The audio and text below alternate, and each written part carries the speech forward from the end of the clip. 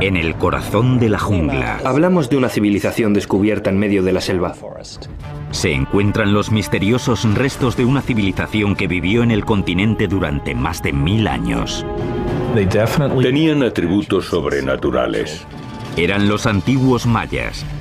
Sus líderes levantaron grandes ciudades con altísimas pirámides, lujosos palacios y verdes plazas. Eran los amos de su entorno. Tuvieron el ingenio suficiente para aprovechar la energía, crearon obras de arte y de ingeniería de una sofisticación sorprendente y consiguieron mantener esa civilización durante 1500 años. Pero tras generaciones de prosperidad e innovación, esta antigua civilización cayó y sus ciudades llenas de vida se convirtieron en pueblos fantasma dominados por la madre naturaleza. Siglos más tarde, las respuestas a los misterios que rodean a este pueblo grandioso y sus reyes divinizados nos cuentan una historia de conquista, ingenio y desastres.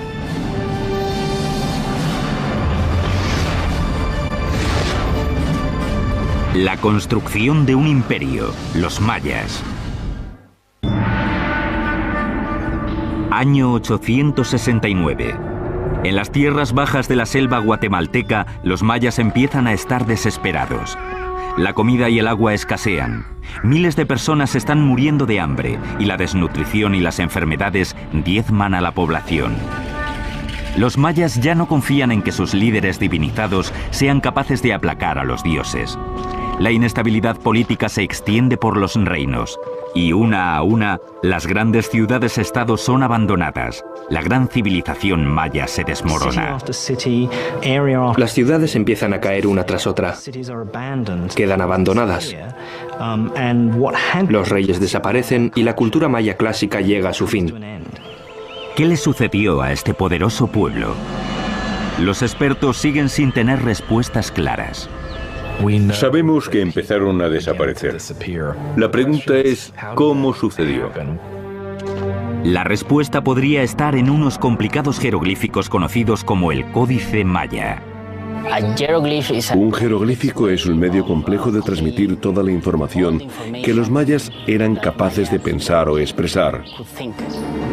Es el único ejemplo de América de un sistema de escritura completo y complejo. Hoy, estos símbolos criptográficos nos cuentan una historia de guerras salvajes, dirigentes poderosísimos y la gloria y la caída de un pueblo enigmático. Hola, soy Peter Weller. Estoy en un templo impresionante en el corazón de la selva del sur de México, cerca de la frontera con Guatemala. Esto es el centro de la antigua civilización maya. Durante años, los arqueólogos creyeron que los antiguos mayas se habían separado pacíficamente en sus aproximadamente 40 ciudades-estado, cada una de ellas con su dinastía real. Por lo que sabíamos, al parecer se producía comercio entre ellas y comunicación, pero no se conocía ninguna agresión imperial motivada por el ansia de poder o de tierras fuera del territorio de cada rey. Sin embargo, a lo largo de los últimos 50 años, estas teorías se han puesto en tela de juicio por la aparición de jeroglíficos como este, un resto del sistema de escritura avanzado con que contaban los mayas, que cuentan una historia bastante distinta. Las ideas inocentes de los años 60 acerca de un pueblo pacífico y amable están desapareciendo ante una realidad mucho más compleja de ciudades-estado que libraban batallas sangrientas. Y ahora tenemos pruebas de que las batallas y los sacrificios humanos eran parte esencial de la vida de los antiguos mayas.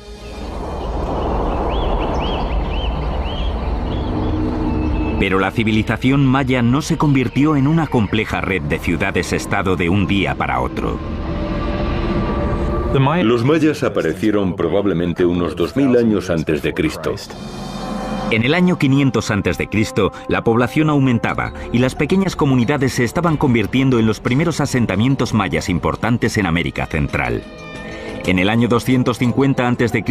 ya existían reinos organizados que dominaban la región, liderados por hombres poderosos. Tenían dirigentes poderosos. Competían entre sí y a veces esto llevaba a la guerra. Para los mayas eran guerras lideradas por sus reyes en nombre de los dioses. Los reyes de los mayas eran gente como nosotros, pero para ellos tenían atributos sobrenaturales. En ocasiones la devoción tenía consecuencias brutales y mortales. La gente tenía una deuda de sangre con los dioses, y no es que no tuviesen en gran estima la vida o la sangre humanas, todo lo contrario. La sangre y la vida humanas eran lo más valioso y lo más sagrado que se podía ofrecer a los dioses para pagar la deuda de sangre adquirida por la creación. El derramamiento de sangre y los sacrificios humanos dominaban la estrategia de los reyes. Elegían a sus aliados y atacaban a sus vecinos siempre pensando en aplacar a sus dioses y seguir siendo autónomos. A diferencia del caso de Roma, los mayas no eran un imperio, eran una serie de reinos rivales. En el siglo III después de Cristo, la civilización maya florecía. Ninguna de las ciudades consiguió dominar a las demás, pero sí había un centro de poder que destacaba. Se llamaba Tikal. Tikal es una de las pocas ciudades que destacaron en el periodo preclásico, antes de Cristo, y que después siguieron siendo fuertes hasta el final del periodo clásico. Es una ciudad que nunca decayó. Pero en el siglo VI, un nuevo poder, la ciudad de Calakmul, amenazó la prosperidad de Tikal. Los mayas tenían dos grandes capitales dinásticas, Calakmul y Tikal. Estas dos ciudades estaban enfrentadas. Al parecer, fue Calakmul la que empezó a establecer alianzas alrededor de Tikal, básicamente cercando a su enemigo. Fue un líder visionario y ambicioso quien creó un centro de poder militar capaz de derrotar a Calakmul. Se llamaba Yikin Khan Kawil. Construyó una de las estructuras más representativas de los mayas, una pirámide que resistió al paso del tiempo, el Templo del Gran Jaguar. Los monumentos más valiosos eran los que requerían mucho esfuerzo. Una gran pirámide era indicativa de poder, de fuerza, de prestigio. Era una forma de atraer a la gente a la ciudad porque demostraba que eras un líder poderoso.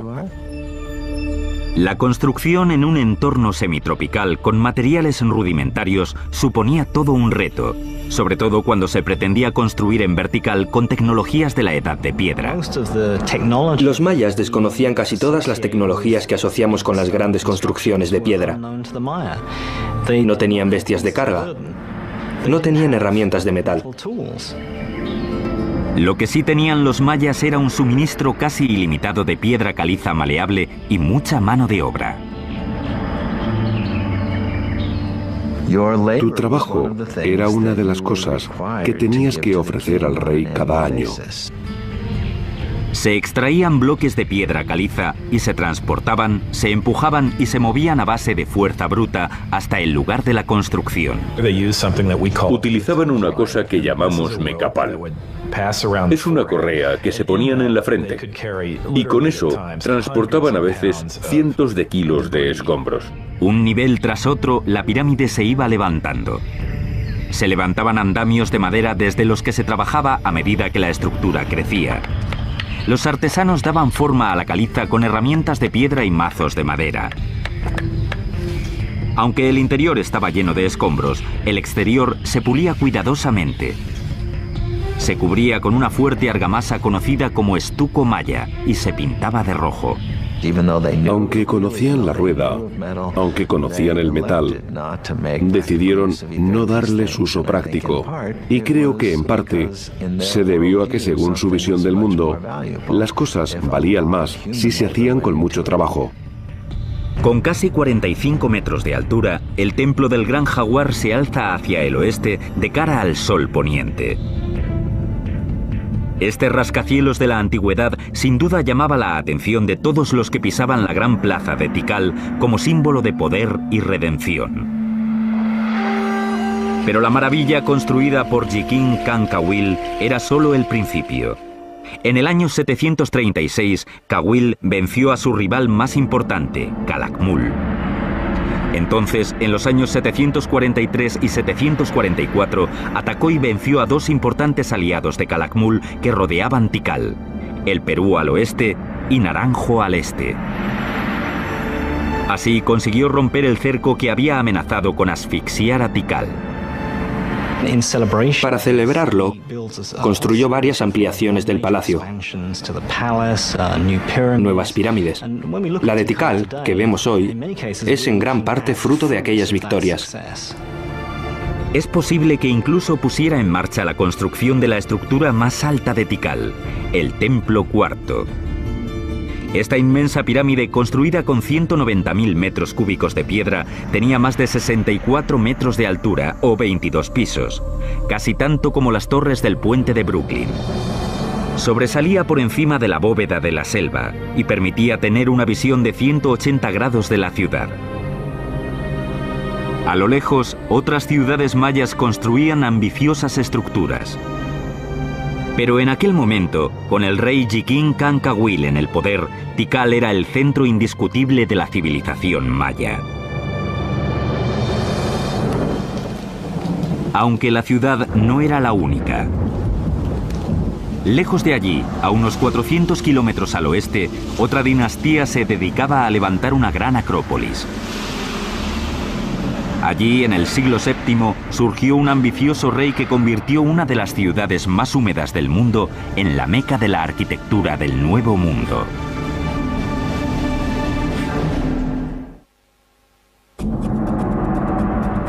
Año 611. En los límites del mundo maya, al sudeste de México, una ciudad llamada Palenque está contra las cuerdas. Intentan defenderse a la desesperada de las fuerzas de Calakmul, la misma ciudad que había derrotado a Tikal en el año 562. Las fuerzas de Palenque son derrotadas y el rey muere sin heredero. Los reyes mayas se consideraban divinos, por lo que su linaje era clave para la supervivencia. El fin de una dinastía solía traer la desgracia. Sin embargo, en ese momento crítico, estaba a punto de empezar una de las campañas de construcción más importantes de la historia maya, en Palenque. Y el rey que la impulsó fue un desconocido hasta mediados del siglo XX. En 1949 se respondieron algunas de las preguntas sobre la misteriosa dinastía de Palenque, cuando el arqueólogo Alberto Ruiz Lhuillier realizó excavaciones en este templo de 22 metros de altura, el que ahora conocemos como Templo de las Inscripciones. Yo no estoy en mala forma, pero ellos subían con tocados y túnicas, cuchillos y espadas de obsidiana. Yo creía que estaba en buena forma, al menos para mi edad. Pero no sé cómo conseguían subir ellos, ni cómo lo consiguió Alberto Ruiz. Aunque me quedan muchos escalones.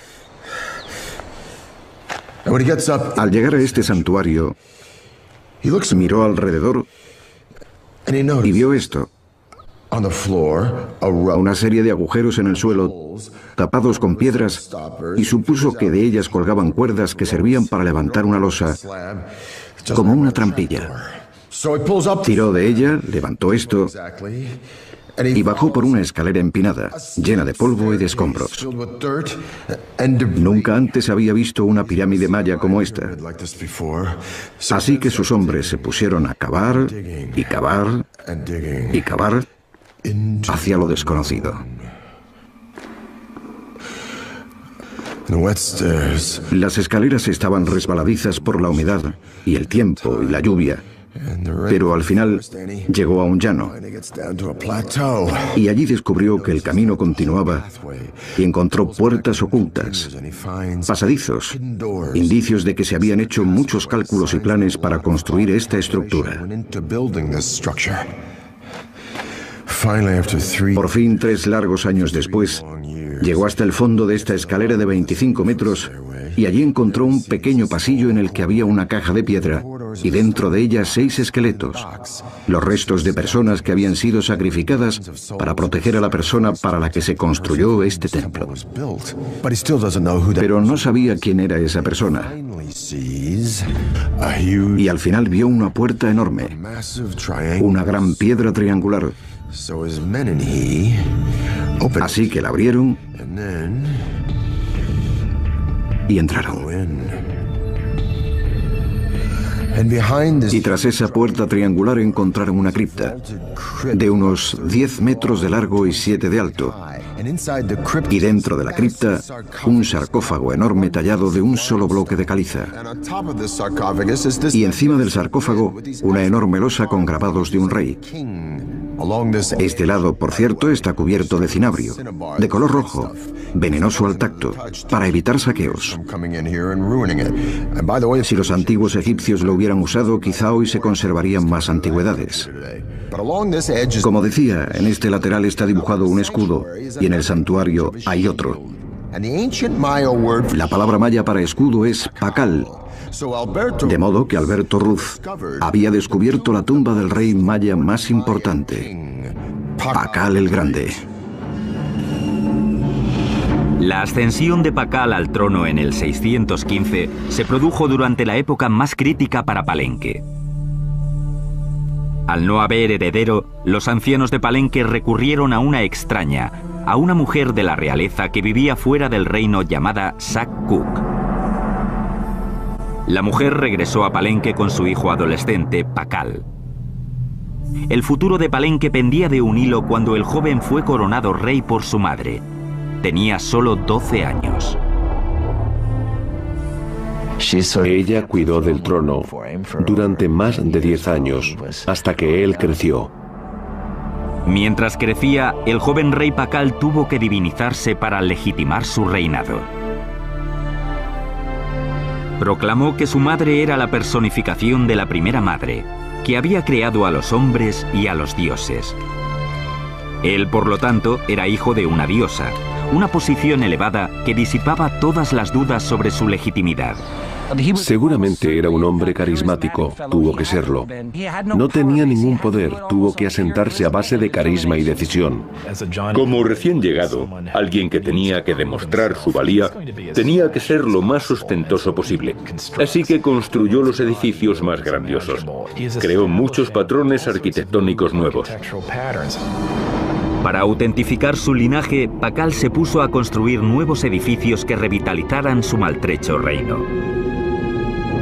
Uno de sus primeros encargos fue la renovación y ampliación del palacio, una estructura impresionante situada en el centro de la plaza principal. El palacio, con más de 6.500 metros cuadrados, se convirtió en un laberinto de galerías, cámaras, escaleras, patios y túneles y se diseñó para reflejar sus ideas de grandeza. Al principio, los arquitectos de Pakal, igual que todos los arquitectos mayas, emplearon la falsa bóveda para sostener los altos edificios. Era una estructura bastante sencilla con una serie de hileras de piedras de altura cada vez menor, puestas una encima de otras, formando una especie de V invertida, con una fila de piedras encima. Pero el falso arco dejaba mucho que desear. Esta estructura básica limitaba el espacio interior y la luz y obligaba a los arquitectos a construir muros más anchos que el espacio que quedaba entre ellos. Los ingenieros, impulsados por la voluntad de su rey, buscaban soluciones a ese problema. Lo que consiguió el diseño de Palenque fue aligerar el peso. Crearon una estructura de panal en lo alto de esos edificios. Así, los espacios fueron más amplios, más abiertos y más luminosos. Estas innovaciones redujeron la tensión soportada por los muros y así se creó una sensación más abierta y acogedora que en los edificios mayas tradicionales. A lo largo de 60 años, los arquitectos de Pakal fueron los mejores del Nuevo Mundo. Y al final de su reinado, Pakal encargó la construcción del proyecto más complejo e imaginativo que habían emprendido los mayas, el Templo de las Inscripciones. El descubrimiento del Templo de las Inscripciones cambió nuestra concepción de las pirámides mayas. No pensábamos que fueran sepulcros funerarios. Dentro, a lo largo de una escalera que bajaba hasta la tumba, los ingenieros habían construido un conducto, un tubo hueco. Es un conducto que permitía que alguien situado encima de la pirámide hablase a través de él, para, teóricamente, comunicarse con Pakal en su tumba. Este sarcófago de 20 toneladas se creó para que durara toda la eternidad. Tenía una tapa que se apartaba y una cavidad para poner el cadáver. Cuando murió, la puerta se selló y la escalera se bloqueó. Sus arquitectos y escultores diseñaron un ataúd de gran simbolismo que mostraba la resurrección de Pakal en el otro mundo. Los escribas reales recibieron la orden de crear una plantilla en la que introducir 640 glifos para contar la historia del reino de Pakal. Muchas pirámides mayas carecen de textos, pero en el templo de las inscripciones pasa todo lo contrario. Todo lo que hay en él, desde las grandes placas de la cúspide hasta lo que hay dentro, proclama que es el lugar donde descansa el fundador de una de las grandes dinastías. En el año 683, cuando llevaba 68 años en el trono, aquel niño que se había convertido en uno de los grandes reyes mayas falleció a los 80 años. Lo cubrieron de cinabrio rojo y lo adornaron con ricas joyas. Le taparon la cara con una máscara de jade. Aunque el legado del gran Pakal iba a ser difícil de superar, su hijo llevaba casi 50 años esperando su oportunidad. Estaba decidido a poner en marcha una serie de proyectos de construcción que iban a desafiar las leyes de la física y de la madre naturaleza.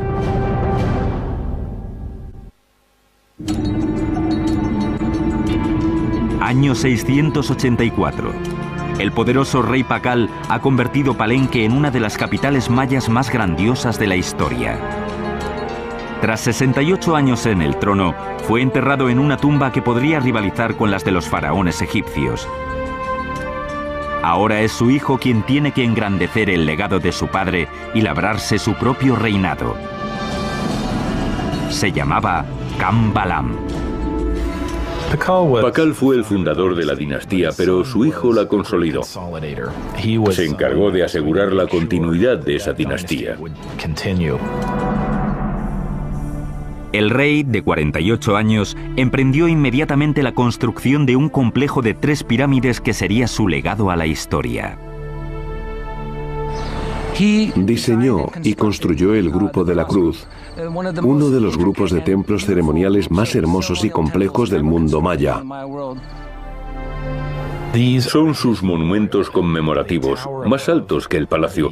Incluso en algunos aspectos superan las obras de su padre. Creo que representan una voluntad de asentar su individualidad, de dejar su huella en la ciudad como había hecho su padre. Encargó a sus ingenieros que levantaran 3 estructuras: el Templo de la Cruz, el Templo de la Cruz foliada y el Templo del Sol. Los ingenieros de Kambalam dieron un grandísimo paso adelante gracias al uso de unos sofisticados cálculos geométricos sin parangón basados en el sistema numérico creado por los mayas. Una de las cosas en la que los mayas se adelantaron a su tiempo fue en la creación del cero. Solo con la combinación de una concha que representaba el cero y un punto, el número 1 y el 5, con solo eso, en distintas posiciones, consiguieron multiplicar y llegar a cifras muy elevadas. Los griegos y los romanos fueron grandísimos ingenieros, teólogos, historiadores y demás, pero su sistema matemático los limitaba mucho, porque no tenía cero.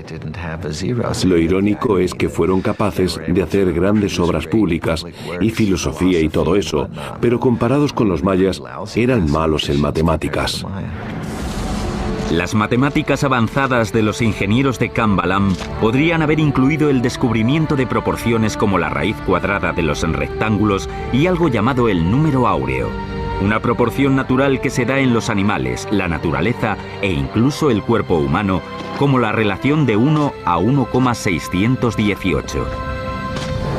Si mides la distancia de la cabeza al ombligo y del ombligo a los pies, la proporción es muy cercana a 1,618, la divina proporción. Algunos expertos creen que esta proporción lleva miles de años apareciendo en construcciones en lugares como las pirámides de Giza en Egipto o el Partenón de Atenas. El hombre de Vitruvio de Da Vinci es un estudio de esa proporción. E incluso hay quien dice que pintó a la Mona Lisa basándose en ella. Con poco más que palos y una cuerda, los ingenieros de Cambalam pudieron haber medido la raíz cuadrada de un rectángulo. En el Templo de la Cruz, esas formas se habrían usado para marcar los dos pilares principales de la fachada, el ancho del pórtico intermedio y las paredes interiores. El número áureo aparece en las cámaras traseras y en la base de la estructura, en la que el largo sería 1 y el ancho 1,618. Mediante cuadrados repartidos y proporciones naturales se fue formando la hermosa planta del Templo de la Cruz, llena de geometría, mitología y del legado de un rey. Pero no toda la ingeniería de Palenque se hacía con vistas a la vida del más allá. Los ingenieros de Palenque también tuvieron que ocuparse de necesidades más prácticas. Uno de los nombres de Palenque es la Camjá, que significa lugar de grandes aguas. Hay 4 ríos que cruzan Palenque, docenas de arroyos, hay agua por todas partes. Esta riqueza llegó a ser un problema. Palenque estaba rodeada de colinas bastante altas, riachuelos y arroyos que se abrían paso por el lugar, dejando solo pequeñas zonas de tierra llana y seca donde construir. El problema de Palenque es el opuesto al de la mayoría de las ciudades mayas. No tenían que almacenar agua para la estación seca, sino luchar contra el exceso de agua. Como verán, todo está verde. Aquí llueve a diario. Los arquitectos idearon un método para desviar los arroyos, mediante acueductos subterráneos que canalizaban el agua bajo tierra, para tener así más tierras de cultivo. Estos túneles estaban cubiertos de caliza y tapados con nuestro viejo conocido griego y egipcio, el arco falso, una serie de piedras salientes puestas unas encima de las otras para formar una especie de arco. Estas techumbres eran tan resistentes que soportaban el peso de las grandes plazas de Palenque, que estaban encima. La gente paseaba mientras el agua corría bajo sus pies, hacia afuera de la ciudad, igual que se hace hoy en día en Nueva York. Y lo más impresionante es que hay indicios que parecen señalar que los ingenieros mayas pudieron haber creado presión en el agua. Construyeron túneles que discurrían a través del terreno escarpado hasta la ciudad, a menudo colina arriba. Al acercarse a las estructuras principales, las tuberías se iban haciendo cada vez más pequeñas.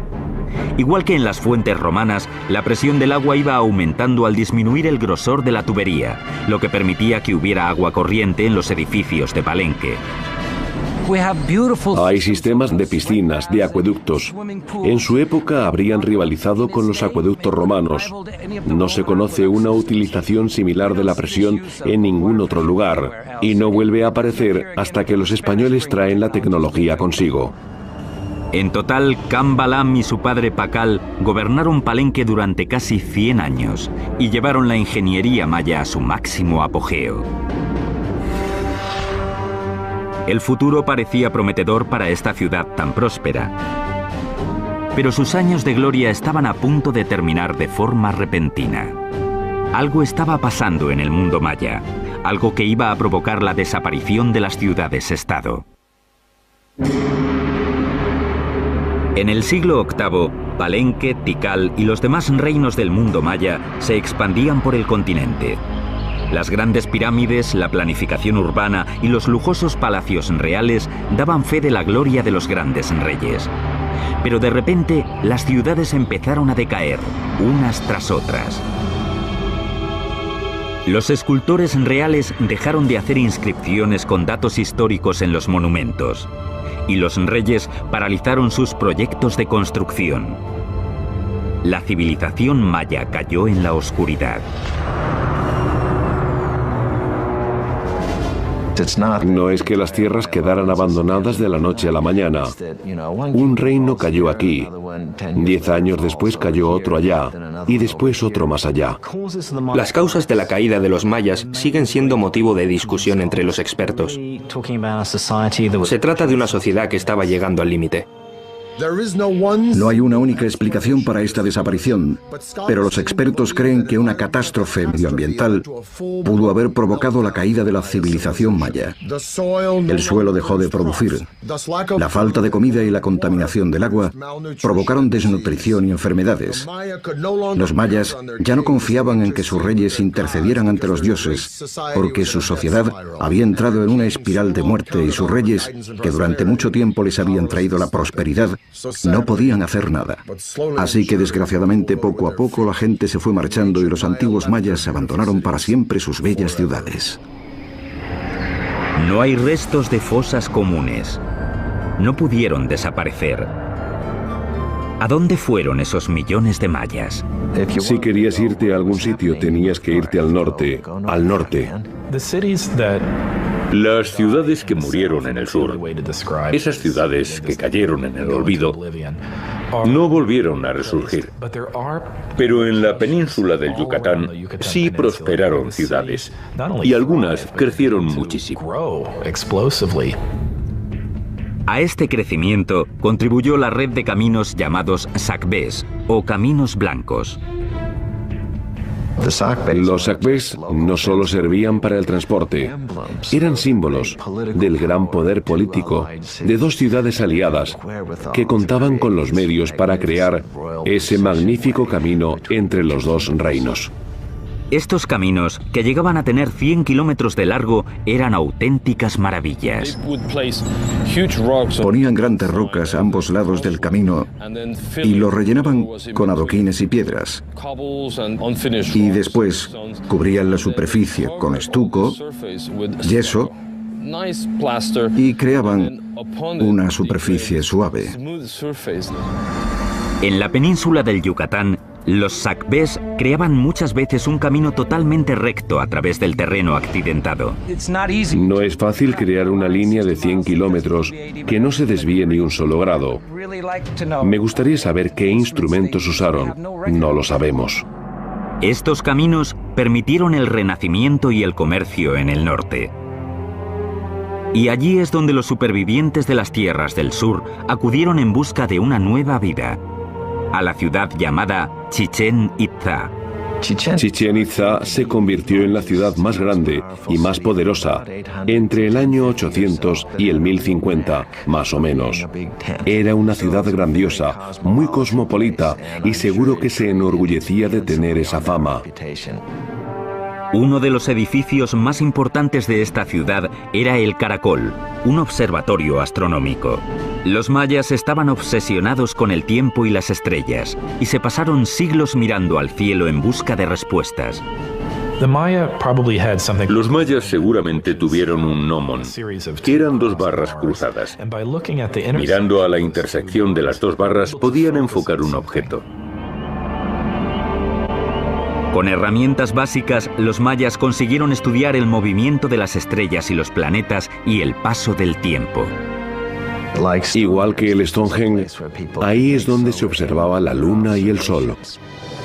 La escalera frontal del edificio está orientada a 27,5 grados al noroeste y no está alineada con otros edificios, pero sí lo está casi perfectamente con la posición más al norte a la que llega Venus en el firmamento.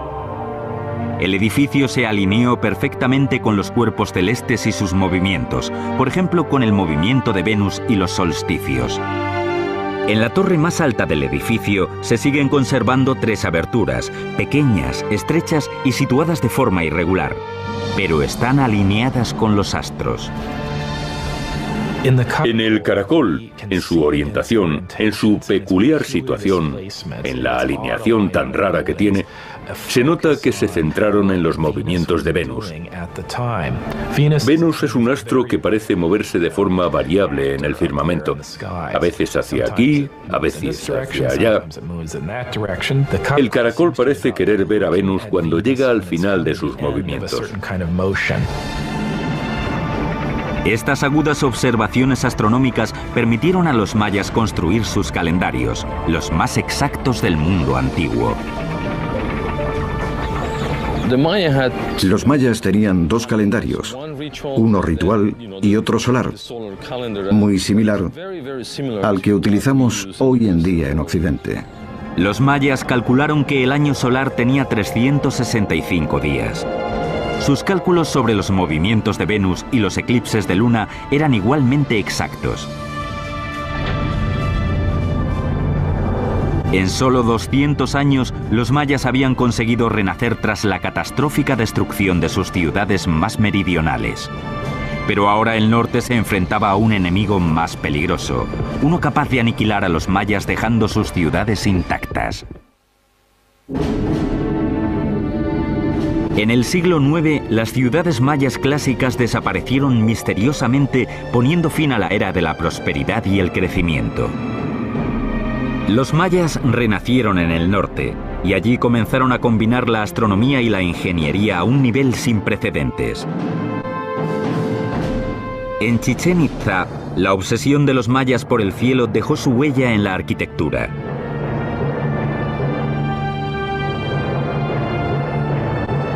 La piedra angular de Chichén Itzá era el castillo, un edificio de 30 metros construido en el siglo IX o X. Sus 365 escalones equivalen a los días del calendario maya civil. Los 52 paneles de cada lado representaban los ciclos mayas de 52 años. Los 9 niveles escalonados representaban los 18 meses del calendario solar maya. Y el eje del templo estaba situado estratégicamente de forma que 2 veces al año el templo proyectara una sombra concreta. Un maya que mirase hacia el sector noroeste del castillo vería una balaustrada y una combinación de sombras y luz en esa parte, justo antes de la puesta de sol. Se formaban varios triángulos de luz. Al final de la balaustrada había una cabeza de serpiente tallada, una serpiente que bajaba de los cielos, que indicaba la llegada de la estación de las lluvias. Para los mayas, este fenómeno era la manifestación de la deidad Kukulcán, la serpiente emplumada. Los mayas consiguieron localizar los equinoccios, el día del año en el que el día y la noche duran lo mismo. Todos los años, el 21 de marzo, se ve descender a Kukulcán. Alrededor del castillo, los edificios civiles fueron adquiriendo una nueva característica. Se hicieron más espaciosos, con una plaza abierta, templos, mercados, un campo de juego y columnatas. La columnata no solo servía para los banquetes. Es posible que también pudiera entrar la gente normal, según cual fuera la celebración, para ser testigos de la llegada de los comerciantes, los mercaderes. Estas columnas redondas con apariencia griega o romana se utilizaban como soporte estructural y fueron toda una innovación en el mundo maya. La ventaja de una columna es que te permite crear techumbres planas.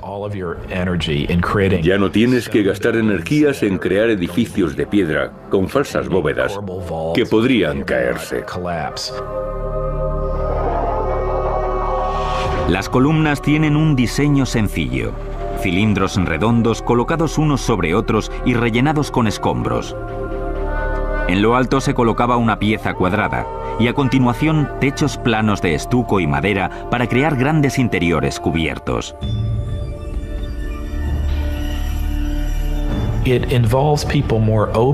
Permite que la gente participe más en la vida del edificio y en lo que ocurre en su interior. Eso no pasaba con las pirámides mayas del periodo clásico, que pretendían ser exclusivas. Eran un espacio al que poca gente podía acceder. Las columnatas eran mucho más abiertas. Pero la atmósfera acogedora no duró mucho. Tras más de 200 años dominando el Yucatán, Chichén Itzá se enfrentó a un destino similar al de sus vecinas del sur. Se desplomó misteriosamente. Cuando los españoles llegaron a las costas de la península del Yucatán en 1517, todos los grandes centros del mundo maya habían sido abandonados. Sin embargo, los restos de la civilización maya seguían viviendo en pequeñas aldeas y opusieron una dura resistencia a los conquistadores. Fue difícil conquistarlos, porque en lugar de capturar a un rey o a un emperador, como en el caso de los aztecas, tuvieron que ir conquistando cada pequeña aldea. Y cuando avanzaban hacia la siguiente, había una por detrás que se rebelaba. Los guerreros mayas mataron a miles de conquistadores, pero sus armas resultaron inútiles ante el más poderoso enemigo, la enfermedad. En solo 100 años, el 90% de los habitantes del Nuevo Mundo habían muerto. Los mayas supervivientes fueron perseguidos. Fray Diego de Landa había llegado desde España para convertir a los mayas al cristianismo e imponía sus enseñanzas religiosas por la fuerza. Diego de Landa era un joven idealista que llegó al Nuevo Mundo con la intención de salvar almas, de ganar conversos para la que él consideraba la única fe verdadera. Pero los mayas no querían renunciar a sus creencias sin más. El 12 de julio de 1562, Landa emitió un auto de fe ordenando que se quemaran los textos mayas a los que consideraba palabras del demonio. Fue el final de miles de años de conocimientos de la civilización maya, una de las grandes tragedias de la historia de la humanidad.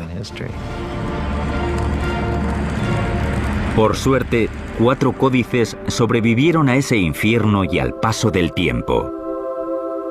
En el siglo XIX, algunos de esos libros que habían escapado a las garras de esos frailes y a sus ansias destructivas empezaron a llamar la atención. Hoy, su supervivencia es un misterio más de la compleja historia de los mayas. Que fueran capaces de conservar una civilización urbana en la selva durante 1500 años, frente a retos logísticos y de toda índole, es algo que debemos admirar y de lo que podemos aprender mucho. Si los mayas miraban al cielo desde la tierra buscando guía, ahora nosotros miramos a la tierra desde el cielo en busca de respuestas. Desde hace unos años, la NASA y la Universidad de New Hampshire experimentan con tecnologías de sensores remotos para intentar localizar ciudades todavía sin descubrir. Los montones de tierra cubiertos de árboles que aparecen en las lecturas podrían ser ruinas de antiguas ciudades, intactas desde hace siglos. Las respuestas a los misterios mayas podrían estar bajo nuestros pies. La arqueología maya aún está dando sus primeros pasos. Hay incontables ciudades, templos o asentamientos que aún no hemos excavado ni estudiado. Creo que estamos llegando a la edad dorada de la arqueología maya, y creo que durante este siglo se convertirá en una de las civilizaciones antiguas mejor comprendidas. Sabemos que los mayas eran un pueblo innovador y creador, con una especial inclinación hacia la violencia. Pero, ¿cuál es el gran atractivo de los mayas? Porque generación tras generación nos hemos sentido atraídos por esa civilización tan sofisticada. ¿Por su arquitectura, con sus palacios y templos tranquilos? ¿O por sus intrincados jeroglíficos y su sistema de escritura? ¿O será por sus grandes conocimientos de astronomía y matemáticas, con el concepto del cero, sin igual en la antigüedad? ¿O simplemente porque este gran pueblo levantó ciudades enteras, no solo aldeas o pueblos, sino magníficas ciudades, en medio de uno de los entornos menos hospitalarios del mundo? En las selvas que se encuentran entre Honduras y el Yucatán, hay literalmente cientos y cientos de asentamientos mayas intactos. Solo en Palenque existen 1500 edificios en los que no se han realizado excavaciones, entre ellos templos más grandes que ese. Y si tenemos en cuenta los tesoros que todavía están por encontrar en ciudades como Tikal y Chichén Itzá, creo, y seguro que no soy el único, que el atractivo de los mayas, la verdadera magia y el misticismo de esa civilización se encuentran los misterios que todavía siguen ocultos en el corazón de la selva. Peter Weller, para el canal Historia. Fantasma dominados por la madre naturaleza.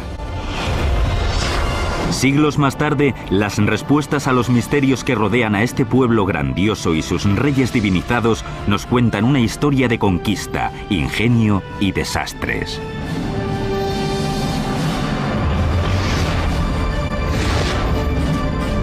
La construcción de un imperio, los mayas. Año 869. En las tierras bajas de la selva guatemalteca, los mayas empiezan a estar desesperados. La comida y el agua escasean. Miles de personas están muriendo de hambre y la desnutrición y las enfermedades diezman a la población. Los mayas ya no confían en que sus líderes divinizados sean capaces de aplacar a los dioses. La inestabilidad política. Teorías se han puesto en tela de juicio por la aparición de jeroglíficos como este, un resto del sistema de escritura avanzado con que contaban los mayas, que cuentan una historia bastante distinta. Las ideas inocentes de los años 60 acerca de un pueblo pacífico y amable están desapareciendo ante una realidad mucho más compleja de ciudades-estado que libraban batallas sangrientas. Y ahora tenemos pruebas de que las batallas y los sacrificios humanos eran parte esencial de la vida de los antiguos mayas.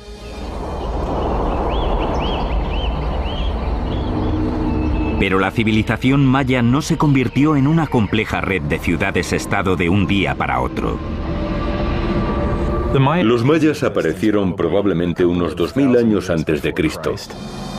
En el año 500 a.C., la población aumentaba y las pequeñas comunidades se estaban convirtiendo en los primeros asentamientos De un sistema de escritura completo y complejo. Hoy, estos símbolos criptográficos nos cuentan una historia de guerras salvajes, dirigentes poderosísimos y la gloria y la caída de un pueblo enigmático.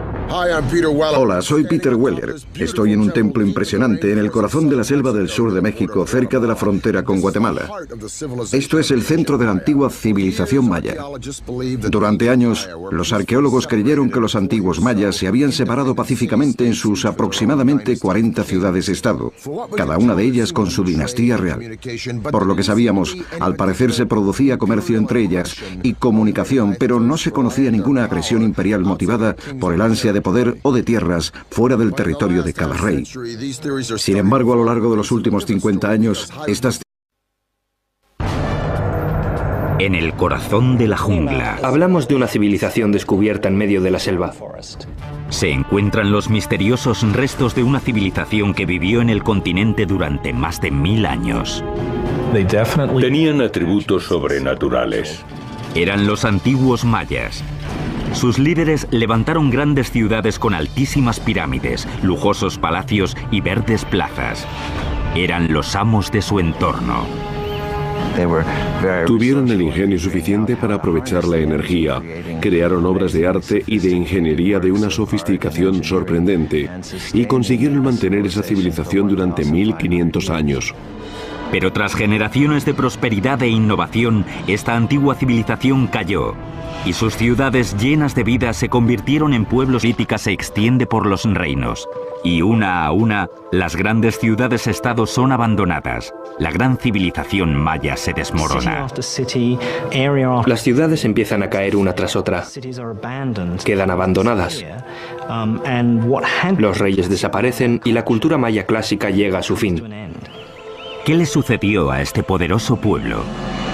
Los expertos siguen sin tener respuestas claras. Sabemos que empezaron a desaparecer. La pregunta es, ¿cómo sucedió? La respuesta podría estar en unos complicados jeroglíficos conocidos como el Códice Maya. Un jeroglífico es un medio complejo de transmitir toda la información que los mayas eran capaces de pensar o expresar. Es el único ejemplo de América